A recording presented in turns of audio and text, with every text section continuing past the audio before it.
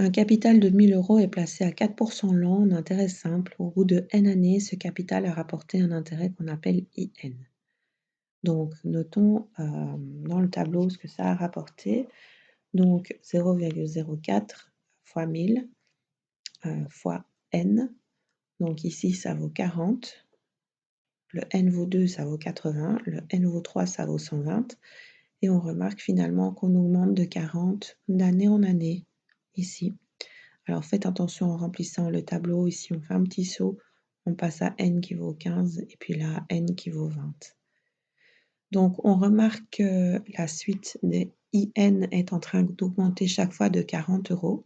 C'est une suite arithmétique et on pourrait dire que I0 vaut 0. Alors, on vous demande de représenter graphiquement cette suite IN avec une échelle adaptée. Alors, elle monte assez loin, donc, et elle monte de 40 en 40. Donc, ce qu'il est facile de faire, c'est de prendre une échelle ici qui va représenter les années. Ici, tout simplement, 1, 2, jusqu'où on sait, jusque 9. Et puis là, on veut représenter les IN. Et ce qu'il est facile de faire, c'est prendre une graduation justement de 40 en 40.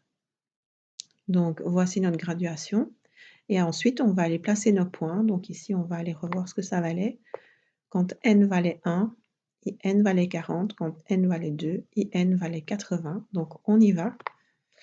Pour 1, je vais avoir mon point en 40. Pour 2, je vais avoir mon point en 80 et ainsi de suite. Donc, on place l'ensemble de ces points. Alors, on remarque que les points sont alignés et que l'intérêt et la durée sont des grandeurs proportionnelles et c'est du proportionnel discret puisque c'est uniquement en certains points et on n'a pas du tout relié les points. Les points sont alignés.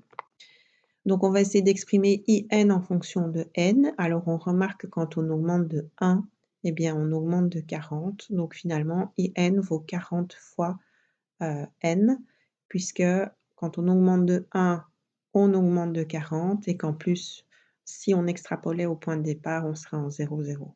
Donc, IN égale 40 fois N.